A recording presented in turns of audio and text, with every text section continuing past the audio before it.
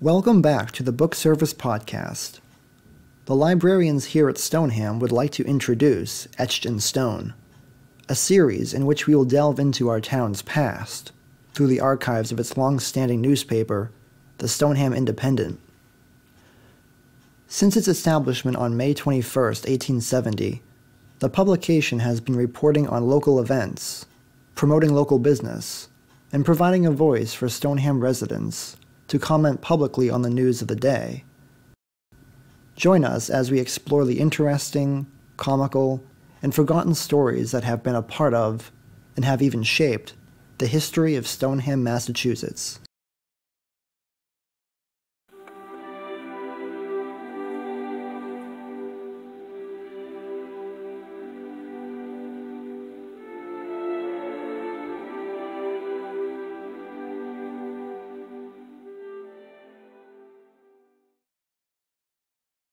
In today's edition of Etched in Stone, we will examine the life of longtime Stoneham resident, Norman Reed, by piecing together a number of articles that he wrote himself, as well as those that include key information about him.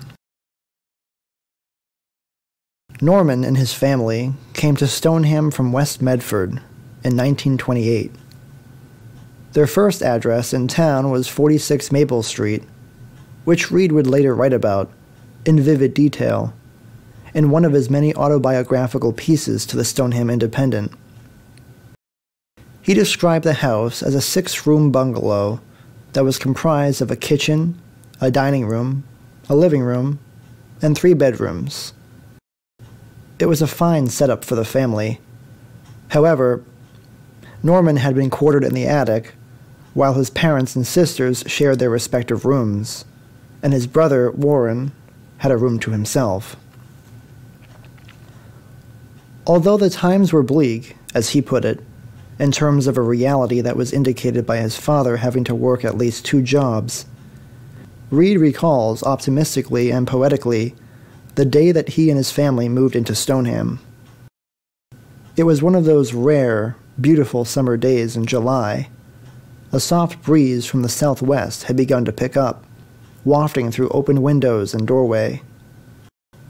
I could hear the tremulous noise of young birds hidden away in the green foliage of the maples. Over time, the Reeds molded a beautiful new life for themselves in Stoneham. His father laid down a cement walkway on the property, as well as a stone wall that circumscribed the yard. He also constructed a flagpole on the railing outside the front porch, where Old Glory, as Norman liked to call it, would wave proudly in the wind.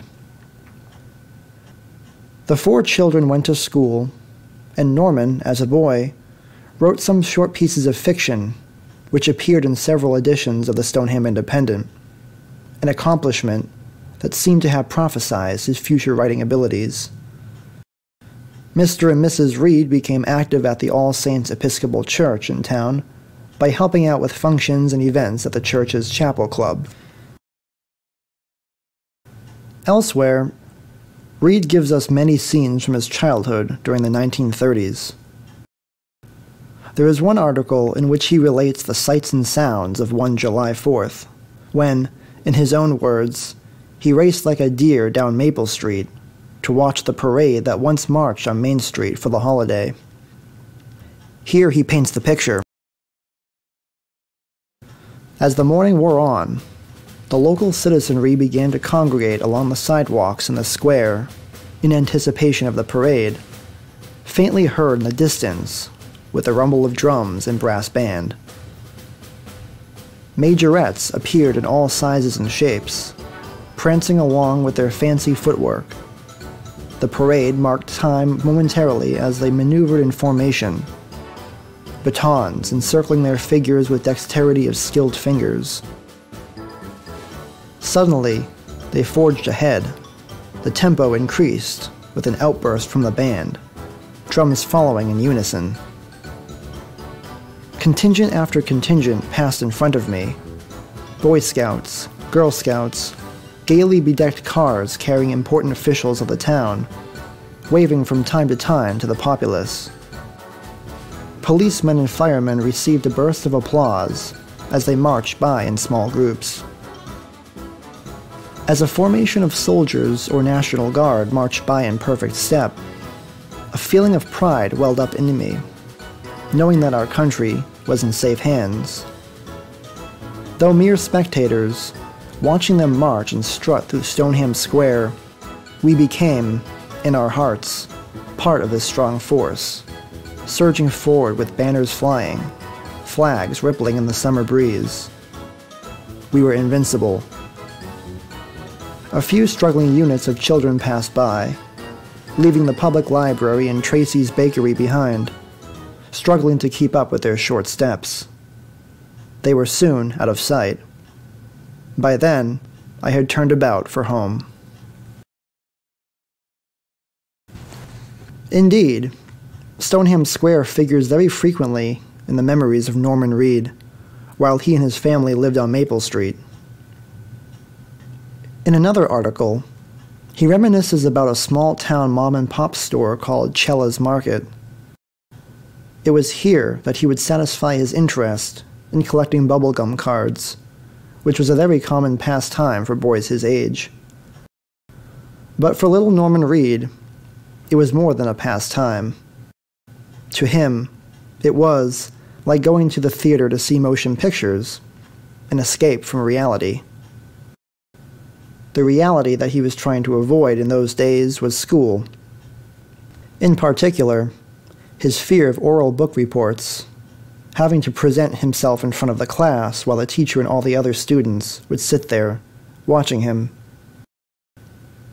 At Cella's Market, Reed was able to stare in awe at the different cards on display, all featuring a variety of interests. His favorites were the ones that had pictures of animals on them, as he had, from a young age, a love of nature. The images on those bubblegum cards served as a model, an exemplar, by which he could measure all the possibilities that were in his future, of going to Africa one day and seeing exotic animals, like the zebra and the gazelle, for real. Such leisurely activities, movies and collectibles, gave Norman, as they do for the rest of us, something to look forward to, something else to desire, something to dream about, to take us away from the monotony of daily life in modern times. In addition to Cella's Market, Norman relates his affinity for other food shops that thrived in Stoneham Square in the 1930s. He remarks about the mixture of odors and scents of these places, bakeries, grocery markets, where one could smell the aromas of butter and eggs, coffee and exotic teas, cheeses and dairy products. There was McDonough's Market, for example, which sold all kinds of meats, fruits, vegetables, and fish. The owner, Mr. McDonough, was a congenial man, a portly gentleman dressed in a suit. Oft-times, an apron tied about him, he pitched in readily with sundry tasks, overseeing the activity with a pleasant smile. No matter how busily engaged, he would pause whatever he was doing as he caught a glimpse of my father entering. A friendly hand would shoot up over his head in a friendly wave, a handshake, as my father drew closer, as he worked along the shelves or stood in front of the office window. The Reeds remained at their Maple Street residence until September of 1938, when a brutal hurricane swept through New England. Norman recalls how, during that storm, the wind force was so great that it ripped a large pine tree from its roots on the family's property. The tree, which had stood just a few feet from the porch, had been thrusted by the hurricane into the air and finally crashed down on the road, landing across Maple Street and Cedar Avenue. After this devastating event, the family moved to another house on the other side of town. However, since they were struggling financially, Their stay at this new house lasted less than 18 months. This next move brought the family to 53 Green Street, which became their home for the entirety of the Second World War. Then, in 1942, Norman graduated from Stoneham High School. He worked for a short time at the E.L. Patch Company, a pharmaceutical shop in town. But his restless spirit led him to enlist in the Army Air Corps in June of that year. He was 18 years old. The following month, Reed embarked on his journey to faraway places, his first destination having been a military base in Miami Beach, Florida, where he studied to be an airplane glider pilot. By the end of July, he had been sent to Colorado, where he would continue his military studies and training. Following some brief stints in a handful of airfields all over the Midwestern states, Reed was bound for Fort Benning, Georgia, when, in 1943, he contracted bronchial pneumonia and pleurisy, or inflammation of the chest and lung tissues. During this time, he would convalesce at Station Hospital in Chicago and at a naval hospital in Battle Creek, Michigan. Once he was cleared to work again, he was sent to Cairns Field in Utah to study teletype communications. From there, Reed set sail on the USS Wakefield in April of 1944, where he would be stationed in England and working as a teletype operator until the end of the war. In his leisure time, Reed would ramble around London and the English countryside. Although he was all the way across the Atlantic, there were things that reminded him of home. He met with his brother, Warren, a Navy lieutenant, at least twice. Norman also made a visit to the town of Sheffield, where his mother, Marjorie, had been born. He even wrote a poem to honor her from a distance, and mailed it just in time for Mother's Day. He called it, "That Only Girl of Mine." "'Tis a rainy night in England, as I sit near the barrack fire, thinking of my home and loved ones, and that girl I so admire. I wonder what she's dreaming, so many, many miles away, and if I were in a vision to appear, just what she would do and say. If I searched this wide world over, I would find no one like mine, a girl of everlasting beauty, so love, so sweet, so fine. But have no fear, my loved one, for like you there could be no other. Some day I'll walk up that path to greet you, to that only girl of my dreams, my mother."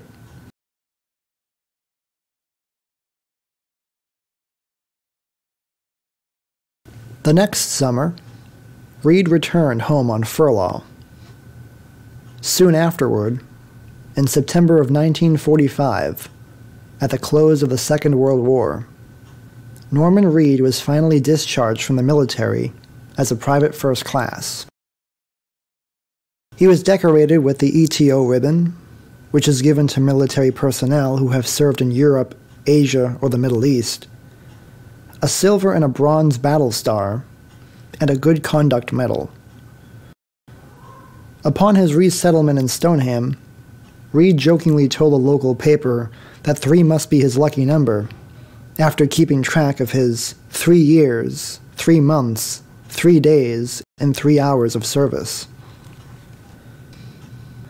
Trying to establish an ordinary life as a civilian once again, Reed worked at a factory on Bow Street for about a year until he and his brother, Warren, who had served as a lieutenant in the Navy during the war, agreed to go into business together. Their chosen industry was photography, and they quickly converted the basement of the family home at 53 Green Street into a studio. It was here where they would develop, copy, and furnish original photographs. By March of 1946, the Reed brothers were promoting their work in the newspaper. Throughout the rest of the year, photos depicting local monuments and the facades of local businesses would be featured in the Stoneham Independent. Sadly, towards the end of 1946, the close-knit Reed family had drifted away. As Norman tells us, I had gone out west, one sister to Boston, the other to New Jersey. My parents had taken a small apartment in town. Only my brother remained in the large house, with its expensive grounds and superb greenery. The years came and went, and at the end of the 40s, Norman's parents found a place on Martha's Vineyard, where they lived out the rest of their days. Norman attended Boston University with a major in geography. He was given his bachelor's degree in liberal arts in 1956 and was employed by the U.S. Geological Survey until his retirement in 1973. At the time of his father's death in September 1977, Norman had been living in Swansboro, North Carolina. By the time his mother passed away, in the fall of 1984, he himself moved into his parents' home in Oak Bluffs, Martha's Vineyard, where he happily spent his retirement, relaxing and pursuing his interests: writing, watercoloring, traveling, and archaeology. Nearly 60 years later from the day when he and his family came to town, Norman expressed that he was overcome by pangs of nostalgia, and that his inquisitive nature caused him to investigate a past that was long gone. A strange urge to visit the old homestead we had first known in Stoneham swept over me. A desire to glimpse again the ancient fieldstone wall I once traversed, as swiftly as a frightened deer. Once more, or perhaps for the last time, I wanted to climb the dingy attic stairs, where curly queues of dust hugged the edges of tread and bridgeboard. In the middle of the summer of 1987, Norman Reed returned to Stoneham and made a special visit to the old house at 46 Maple Street. As he edged further onto the property, he observed the changes that have come over the home that he once knew. He approached the front porch and knocked on the door. It was answered by a woman, the wife of a local police officer. After Reed identified himself and explained the reason for his presence, the woman politely invited him into her home. Soon after, the woman's husband came home, and the man gave Norman a tour of the halls and rooms that, to his surprise, were untouched, still happily aligned with the ones that were suspended in his memory, in his dreams. After ascending the stairs, he stepped into his old room in the attic. It was then that a particular memory came to him. I approached the front dormer window that faced Maple Street, where I had sat many a sunny afternoon at my desk, sorting my collection of bright-colored bubblegum cards that depicted various animals of the African savanna grasslands, dreaming of a fantastic safari I would one day take when I was grown up. Further joy was to be had when his host handed him an old Star-Spangled Banner, which his family thought had been lost when they moved out of Maple Street after the hurricane in 1938. This reunion between Norman and Old Glory, it seems, was a fortuitous event, as if fate had decided that Reed should come back to his childhood home at that precise moment. He brought this favored flag back to Martha's Vineyard with him, where, after repairing its tattered edges, he hung it across the skylight in his bedroom. Reed muses on the fruits of his rediscovery. Now at moonset, red and white bunting stretches across the wall. The flag is the last thing my eyes see before I close them at night. And on a sunny morning, I can behold rays of brilliant sunlight shimmering against dark red and faded white bars that give a certain cheeriness to a once gloomy room. As I made my way down the back stairs the following morning, I knew my day would be brighter. In my heart was a sense of fulfillment that I had not known for a long time. Reed's next appearance, or reappearance, in Stoneham was in May of 1988. Throughout that month, his whole life was exhibited at the Stoneham Public Library. On display were his landscape and portrait watercolor paintings, newspaper articles that he had written for the Stoneham Independent, old coins that he had collected. There were even copies of the 2 books that he had published up to that point, A Place Where the Eelgrass Flows and A Place Fit for Refuse, both of which are short story collections about life on Martha's Vineyard. After this public display at the library, Norman Reed practically fades into obscurity, save for periodical visits for his high school class reunions. In consequence, the story of Norman Reed, if we think of the articles in the Stoneham Independent as a big puzzle, is, for all intents and purposes, finished. However, his life from that moment had been far from over. If we move outside the matrix of the Independent's articles, there is one last word from Reed that remains with us today. Almost 30 years later, in 2010, Norman Reed published a novel, which he titled Haversham House. In those pages, he tells his own life story through a fictionalized version of himself and his family.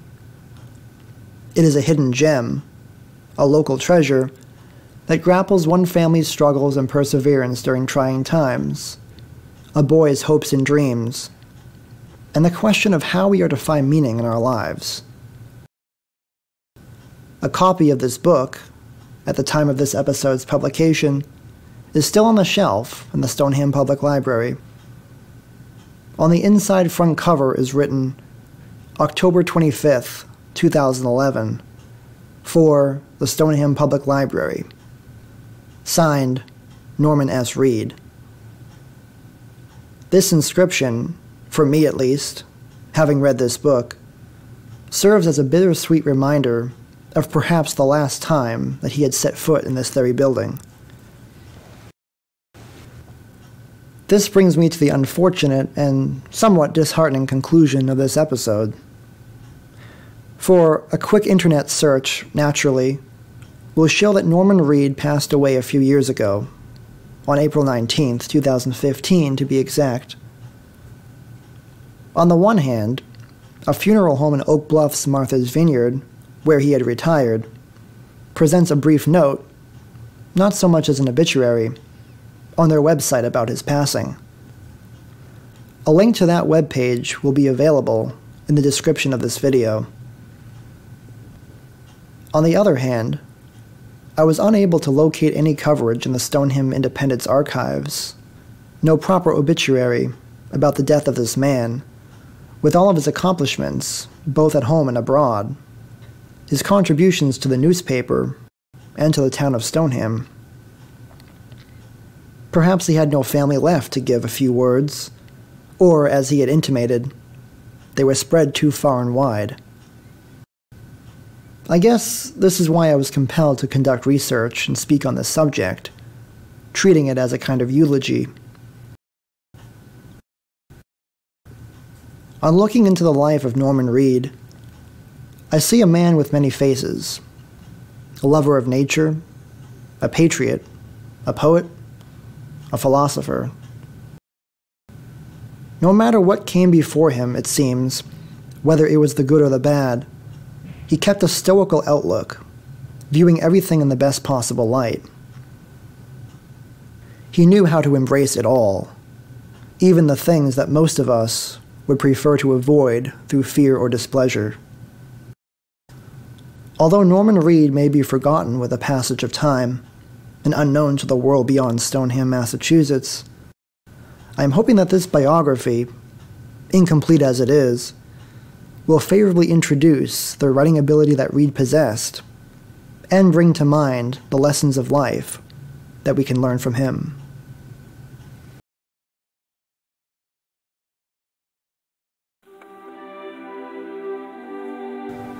That's the end of another episode of the Book Service Podcast, brought to you by the Stoneham Public Library. We hope you enjoy the show, and as always, thanks for listening, and keep on reading.